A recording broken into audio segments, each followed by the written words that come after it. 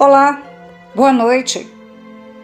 O relato que vou contar aconteceu com o meu já falecido amigo Francisco, que vivenciou na estrada Rio-Bahia uma experiência nada agradável nos anos 90, quando ainda morava aqui, em Belford Roxo. Minha família e eu tínhamos nos mudado para o Parque São José em 1996, porém, só conhecemos seu Francisco no ano de 97. Nesta época, ele tinha um Fusca azul, o qual costumava sair de madrugada para trabalhar na extinta empresa de ônibus Caravelle, como motorista.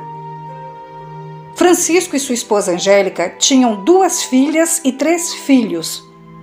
Aquela família tinha por hábito visitar em finais de semanas alguns parentes deles que residiam em Linhares, no Espírito Santo, e por algumas vezes até chegaram a chamar meu pai para ir conhecer o estado.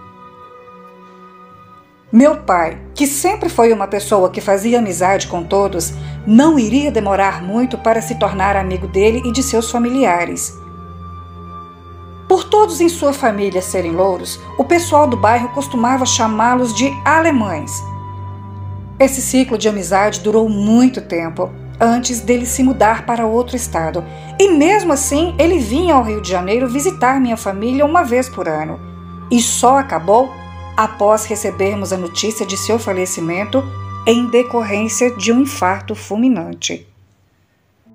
Como ele tinha uma casa em Magé e nos finais de semana costumava visitar sua irmã em outro estado, ia sempre para lá, pois era mais perto e poderia olhar a casa e visitar seu tio Castro e uma prima, Jane.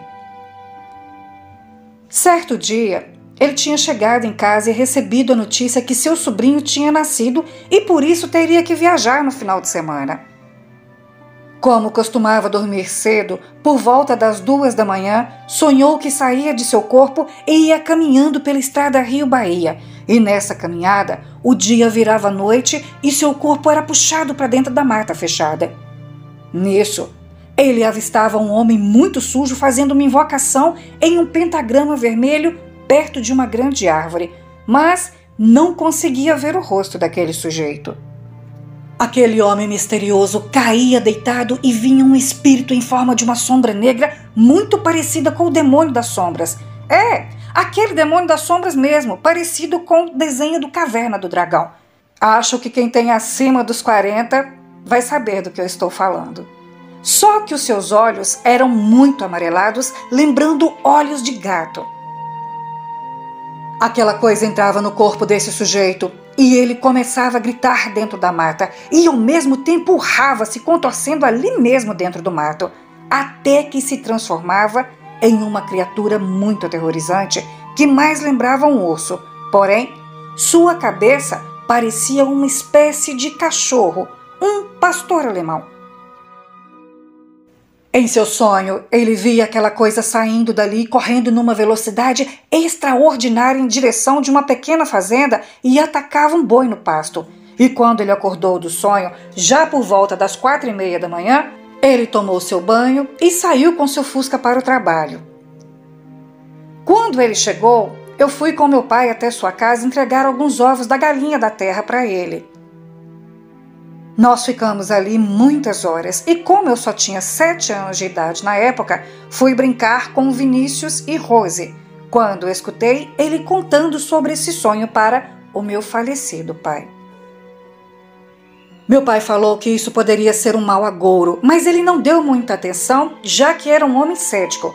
E no outro dia, antes de sair com seus 2 filhos mais velhos, sua esposa tinha lhe pedido que não dirigisse de madrugada com os garotos no carro, pois ela tinha sonhado com o carro sendo seguido por uma criatura que não conseguia identificar. Assim que o dia amanheceu, ele se despediu de Angélica e foi para Magé com seus filhos. Lá, ele passou o dia inteiro na casa de sua prima Jane, que, além de morar ali perto, tomava conta da casa dele. Ele avisou para os meninos que iria dormir mais cedo, pois queria pegar a estrada vazia e assim chegaria por volta das 11 da manhã em Linhares. Como era meio duvidoso, não deu atenção para os conselhos de Jane, que alertou para não sair de madrugada. Por volta das 2 da madrugada, ele chamou os meninos para entrarem no Fusca. E para não sentir sono, ele colocou uma fita cassete de Zezé de Camargo e Luciano no rádio do carro.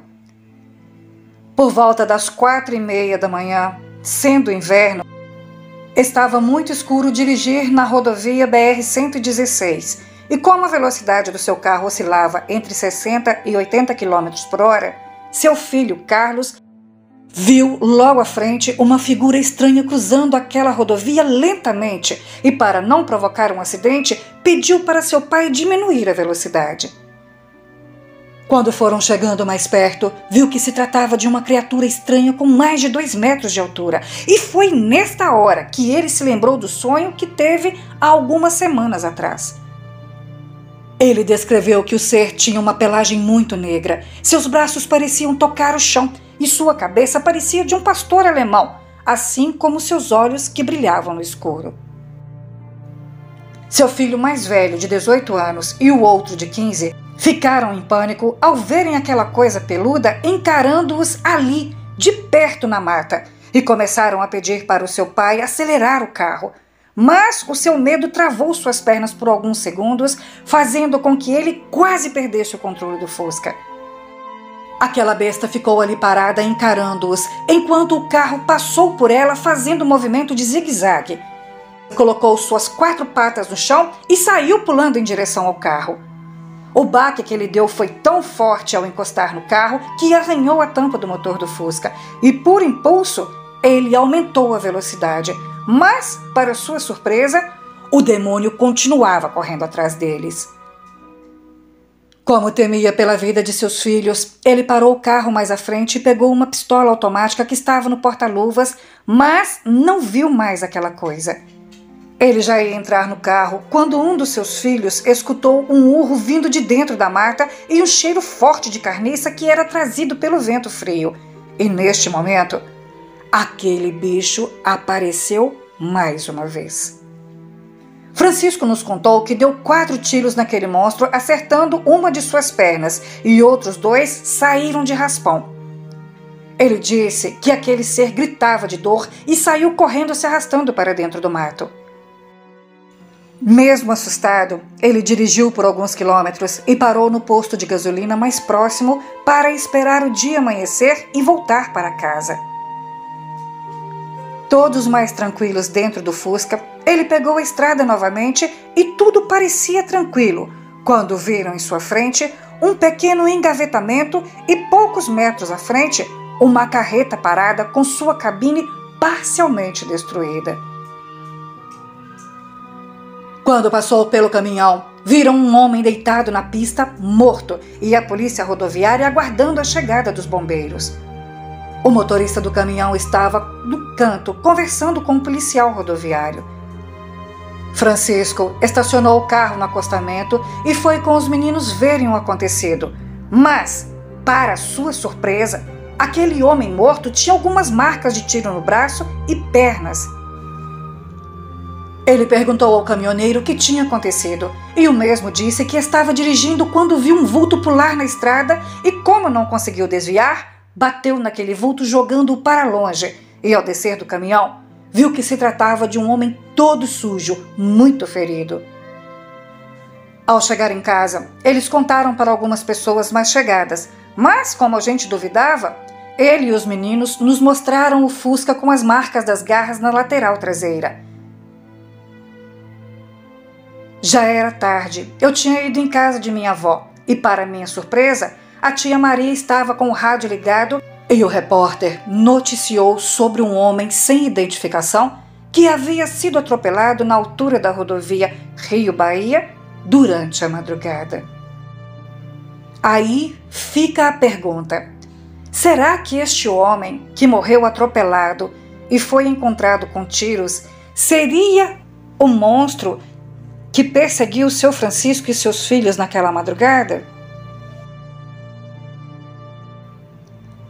Este é o meu relato, Ellen. Espero que gostem. Atenciosamente, Emerson Gomes. Boa noite.